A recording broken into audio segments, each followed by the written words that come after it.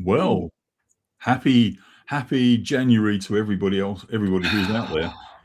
If there is anybody out there, if there isn't, It's, well, if we're there is still, even a happy January, but Derek, we that's the we other we are thing. still happy, and I'm not doing a veganuary either, so or a dry January, so that's fine. So welcome to the Opinioneers, and today we are talking uncertainty and ambiguity.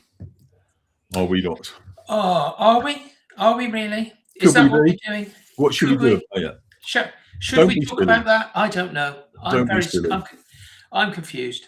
Shall I give the example we were talking about Give just the now before, example. and then Give the people will example. know where we're coming from. So imagine you're a tourist and you've just landed not a nice big city somewhere. I don't know, Bangkok, New York, maybe not New York actually these days, Bangkok, say, or somewhere like that. And prior to going, you're probably thinking, "Crikey, there's lots of things to see. What shall we see? Let's read the guidebooks, create a list of things to see, and work out how we're going to see them and when we're going to see them." Which is fair enough, and you could probably go and have a lovely time. But what happens when you get off when you get off the bus or you get off the plane or something, and you're met by the travel rep, or you talk to a taxi driver or the concierge in your hotel, and they say, "Oh, you really should go and see this, or you should go shopping here." And you think, "Crikey, those aren't on my list." So have you, by creating this almost fixed plan, not discounted the possibility because you didn't know, but have you actually made sure that you can't do a lot of things that maybe are there to do? What would happen if you had created a system that just left you and your spouse or family or whatever open to the possibility of seeing absolutely anything if somebody told you about it? And this is the sort of analogy, I guess, that I'm talking about in business life. If we make all these fixed plans, we can only react in a certain way. How do we deal with the ambiguity when particularly business life cycles are shrinking and things are happening really quite quickly? I mean, who knows Can when Donald I? Trump will next attack a country? Can I give you a personal example? You can. Suggestion. Um, my background. I left the great world of scientists to join the ranks of the entrepreneurs. And one of the things I learned as a scientist, which I did not apply to my business life nearly soon enough, was that as a scientist, you run an experiment, and you run that experiment and you control the variables so that what you end up with is a situation where you get a result and you try to interpret that experiment and the data you get from it in light of the hypothesis that you set out. For instance, I think this advert that I run on Facebook will enable me to increase the sales, and it doesn't work. So you then have to say, okay, so what can I change in order to try and sort of disprove or approve my hypothesis? Now, as a scientist, I used to run an experiment and often get a completely unexpected result. Now, that could leave you with two things. You can do paralysis, because you then start doing the analysis to say, why did it not give me the result? Or you can quite quickly latch on to the fact that it gives you a different result and say, there's something there I can use for my next experiment in order to take me to a completely unknown and unexpected direction. In business, as a scientist, I was very good at latching onto something that was very, very new and thinking, that's interesting, I'll follow that. That's really interesting, I'll follow that thread and see where it takes me. As somebody that started buying, building and owning businesses, my immediate response was that I was afraid of that result, because that didn't help me move the business forward. It was interesting if I thought about it intellectually, but in terms of making the decision, it was wrong and therefore bad. And it took me a very long time to realize that wrong is not bad. Wrong is just different. Wrong is just one of those, okay, we're into an area of uncertainty. How do I cope with uncertainty? And partly what you need to be is adaptable, flexible. And I think you were using the analogy recently to me of the octopus, which is things can happen independently. What you do is you allow the independence, but you bring some sense of framework and control to the independence, to that uncertainty, to allow you to move forward. Does that? Sorry, I thought you were going to regale us with more tales of the octopus. I could regale many more tales of the octopus, and it's really your story, so you should be telling it. The octopus has 8 independent limbs. The brain, if you like, is partly within the limb, so the limb has got autonomy to act upon its own. What the octopus brings as an organism is the fact that when that limb starts to go off and do its own thing, it brings it back and sort of allows it to act in concert with the other limbs. If that limb is cut off, of course, because it's got its own brain, it could wander off and do what it likes. And that may be a sense in which sometimes in a business you could turn around and go, well, that bit of the business is operating on its own. We will release it to let it go and do its own thing. And we'll sort of keep the harmful effects away from the main business, but enjoy the good fortune that it brings. So you can do things like that if you allow yourself to be flexible, to be adaptable, to be agile. Even as a large business, you can learn to be agile enough to be able to say, we don't need to control everything. We need to start thinking like a scientist. And that is occasionally follow the interesting idea and allow yourself the freedom to say, didn't expect that, but it's not a problem. It's potentially a good thing. Yeah, I mean, I was just thinking a bit more about the octopus, but yeah, but there's 2 things, isn't there? There's what happens internally within a business, and then there's what happens externally to a business. Agreed. So yeah, in one case we have the octopus conducting experiments, as it does when it's in its laboratory. Yeah. But then we have the octopus reacting to external, an external change in its environment or a threat, and those are in the latter is the most interesting one for me, because it brings up it really is a case of uncertainty and ambiguity. You have no idea what's going to happen, what threats are there in the external environment, but you need to put some process or procedure in place. Agreed. The octopus has. So what's the equivalent of the octopus, if you like, for our businesses? I mean, we need to be able to deal with ambiguity, and taking on board the example of the octopus, that sort of indicates that hierarchies are a pretty bad idea for a flexible business. Because you need decision making at a much lower level. Deeper level. Yeah, but you need a way of communication, which is how its octopus's tentacles communicate with its little sort of its overall brain. And I hate to bring in the chameleon again, but but although not so much the chameleon doing it itself, it adapts to its environment brilliantly, but not only do the colors hide it or make it look aggressive, that's the other thing it does, communicating to other animals, but as I pointed out, and I didn't know till I researched this, the chameleon can create low frequency vibrations, so it can actually adapt as a sort of, not quite an organism, but as a much larger system. It can communicate with other chameleons. So are we coming to the conclusion, or are we sort of beginning to sort of realize that uncertainty is not necessarily, and we ought to all know this by now, uncertainty is not necessarily a bad thing in business. It can be an incredible advantage. It can be something which presents opportunities, but the way to deal with it is to ensure that your organization is able to communicate effectively, even in times of trouble, so that you can take advantage. A chameleon takes advantage of these other chameleons around them. The octopus takes advantage of the fact that it's able to reconfigure its limbs so that they can operate independently if required. So that a way of dealing with uncertainty is to embrace it, to take the opportunity of saying this could bring good things. Don't see it as a negative, but see it as a positive. Yeah, a catchphrase that I haven't quite coined, I came up with, but haven't really used, maybe I should, is that ambiguity is or disruption is not actually a disadvantage. It's a potential upgrade.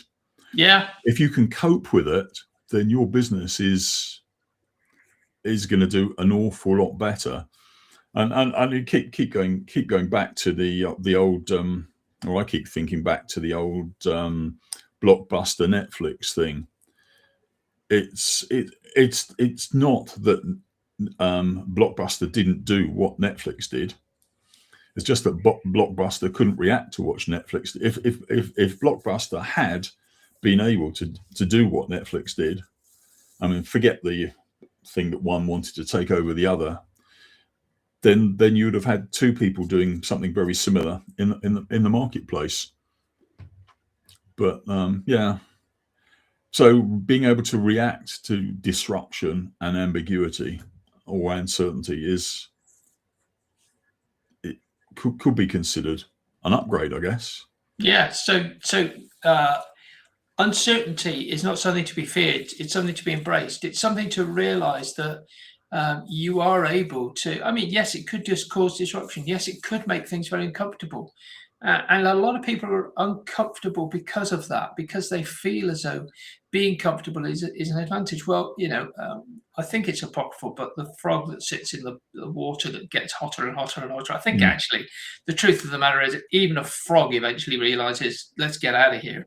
Yeah. But there are always going to be ways that you can see that it's causing you to take on new skills, new opportunities open up. I'm very aware of the fact that I was talking to somebody I employed many years ago, and I was explaining to them that they thought that they were doing the right thing by attempting to sort of, maintain their skill set.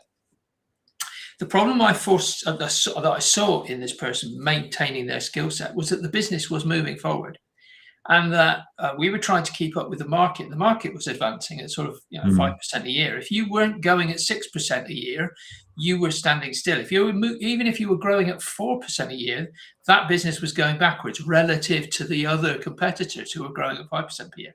And this person was trying to do their best to sort of stay neutral. They were trying to sort of just stick with it. And I basically said to them, if you are not growing at a minimum of 5% a year in your personal life, if you are not embracing the opportunities, if you're not embracing the uncertainty that comes with being in this business, you are going backwards as a person, as an employee.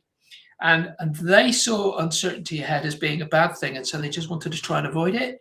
But by doing it and just trying to stay, sort of, if you like, neutral, they were in actual fact going backwards. They were becoming less and less useful to the business by 5% per year because we had to grow at 6% to stay ahead. And so I told them that they had to go away and think about how in the next year they were going to increase their skill set, value to the business, if you like, by a minimum of 5% per year in order to stay relevant. Yeah. And they were unable to get themselves out of the fact that uncertainty, going into a new situation, going into something where there was some level of unknown, was actually bad, and they just didn't want to have anything to do with it. They were unable to cope. But unfortunately, that is the reality of business today. Well, For most businesses, you have to move. An example of coping with ambiguity is when you look at, and I say I hate these people. I don't hate them, but the fund managers in the city, they always make money no matter what happens. When the markets are tanking, when the markets are going up, they always make money. And I look going back to the early days, a lot of the software that was used to track share prices was actually based on effectively rocket trajectories. So that they made all these, as share prices changed, they made all these little changes to, and so a lot of those people, they love it when they don't quite know what's going to happen, but they know what to do when certain things happen. They never lose money over a large period of time. They never lose money. Mm-hmm. Over a short period of time, they might, but over a long period of time, they won't. So, I mean, I've looked at my pension pot over the last year. Oh, don't. And I have, Don't look at your pension pot. I have Horrible. no, it's not. It's over 3 years. It's up about 25%. Oh, it's not bad. It's not making 9 and a bit percent a year. Oh, that's good. But the stock market's not quite making. The stock market's doing well, but it's not making nine and a bit percent. And the bank certainly wouldn't give me 9 and a bit percent. So there are people out there who will embrace. I mean, if you're working in fund management land, I mean, I can't imagine them sitting there saying, "Come on, Donald, invade another country." But it's entirely. I mean, I go back to my a few years ago now, doing financial strategy as part of my MBA, and I couldn't believe at the time that you could actually create a mix of investments that no matter which way the market moved, you made money. You might make more money one way than the other, but you could never lose money. And that blew my mind, that did. Yeah. So such is the vagaries of the wonders of uncertainty, though, isn't it? Uncertainty is something to be embraced. Uncertainty is not something to be feared. Uncertainty will uncover yes, it will uncover faults, it will uncover failings, it will uncover weaknesses, but those aren't to be feared. Those are opportunities to grow. Those are opportunities to attempt to get better. And I personally still think some of the best things that I've ever done have been the things where I have, I'm going to use the word made a mistake. I'm going to use the word done something which is not, which I hadn't understood the consequences of. That's a great way to learn from those and make them better.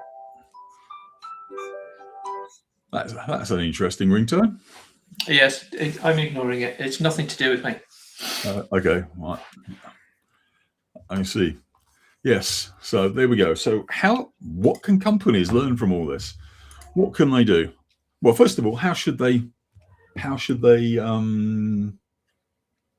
be doing to sort of scan the environment, looking at good question. What can they do? Because that's one of the things they need to do, isn't it? Yeah.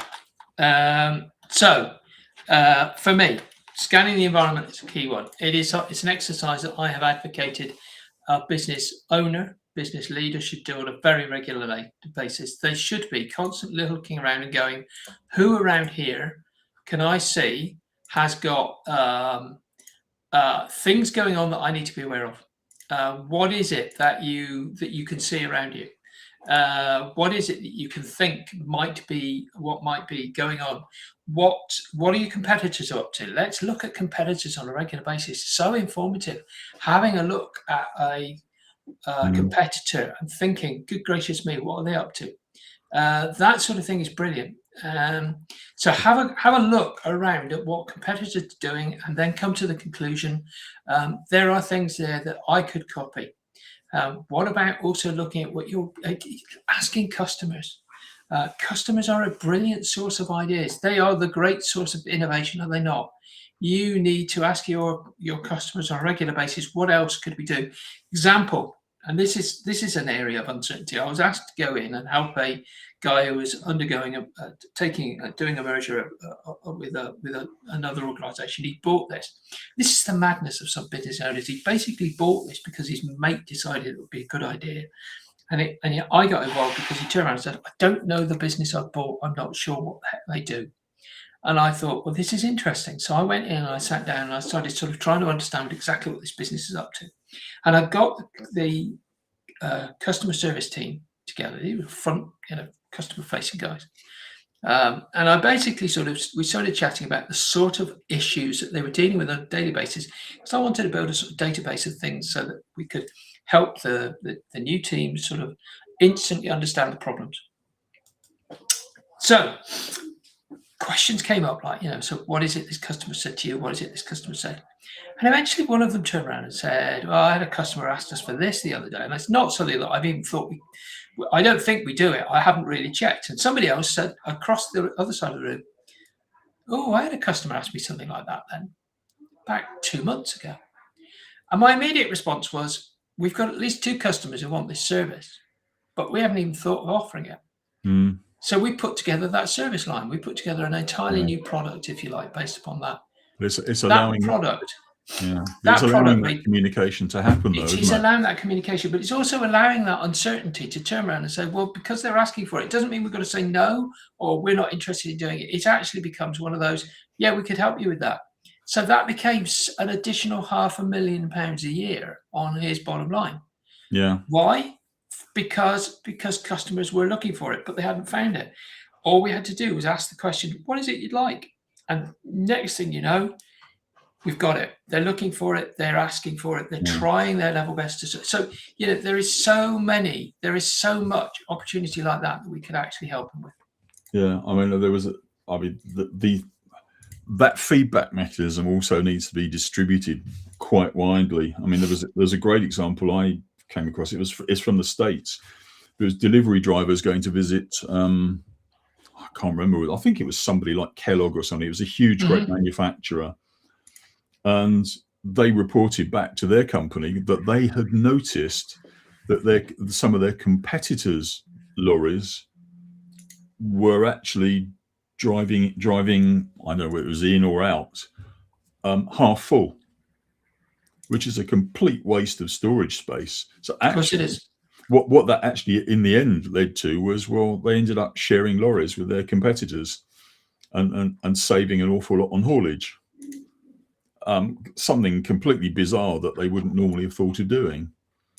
Yeah. But I mean, it was the time when also Eddie Stobbart, they start, I don't know if they still do, but they dressed all their drivers in uniforms and gave them business cards to act as representatives for the company. Now, not only could they promote the company, they could also, I mean, a delivery driver at an unloading bay could be witness to an awful lot of information. Yeah. Who's unloading what and when and how often.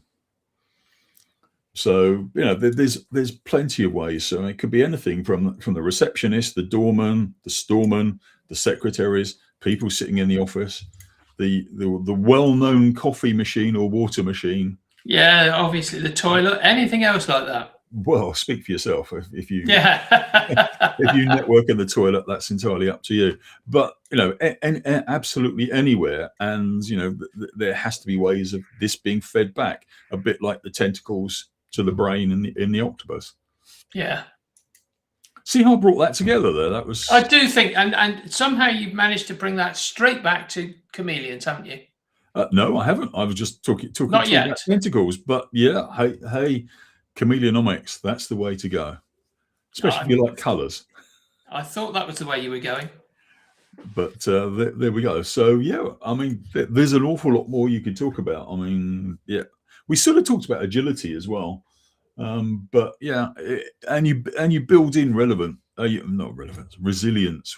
Relevance. Resilience is a really important concept, isn't it? And yeah, your thing about talking to people that talk to customers, that brings back the relevance. If you've got all those things, which just happen to be the 5 pillars of chameleonomics, then you're in a pretty good place, because as I like to remind everybody, the average life of a company these days is of the order of 5 years. And in fact, the lady who I like to quote, Nadia Zeksembayeva, Dr. Nadia Zeksembayeva, she recently reported, because they do a regular study, that 40% of all CEOs are not necessarily completely turning their business on its head, but they're reinventing their business every year. Wow. Doing something to it to keep it sort of relevant and flexible, and wow, which is an incredible thought. So if these people are doing it, then us mere minions should be at least thinking doing about something the same. Yeah, absolutely. Keeping our options open, one or the other. Yeah, absolutely. So there we go. Wow, every year. Wow. Yeah, that's a lot. That's a lot of people. It's a lot of change. It is. So I think that just about. That's quite. Everybody's got a bumper episode from us today. 25 minutes. So there we go. So we'll be back with more fun, more games, more completely Bonkers. irrelevant. But it's not. It's all relevant. Just depends what you do with it. On about the 20th of February, I believe, it's the third Friday. Is that right? Okay. Third Friday in February. So I shall look forward to that one. Indeed. So it's goodbye from me. And it's goodbye from him. I'm glad you did that finally. Tatty bye.